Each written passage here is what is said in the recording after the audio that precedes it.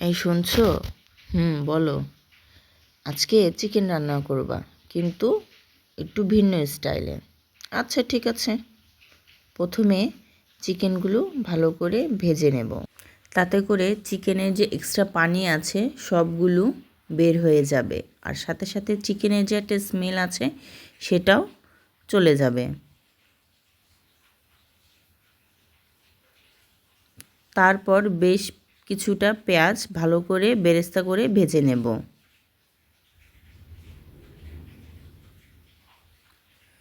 তারপর দিয়ে দেব সব বাটা মশলা ও গুঁড়া মশলা, পরিমাণ মতো লবণ আর সামান্য পানি দিয়ে মশলাগুলো ভালো করে কষাবো।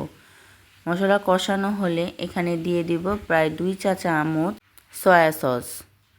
মশলা আর সয়া সস ভালো করে ভাজা হলে যখন তেল ছেড়ে আসবে, তখন ভেজে রাখা মাংস আর আলু দিয়ে ভালো করে মাংসটা কষাবো।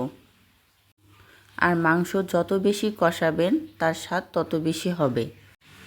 হালকা একটু পানি দিয়ে আবার বেশ কিছুক্ষণ নাড়াচাড়া করব। তারপর পরিমাণ মতো পানি দিয়ে ঢেকে রান্না করব প্রায় 10 থেকে 15 মিনিট।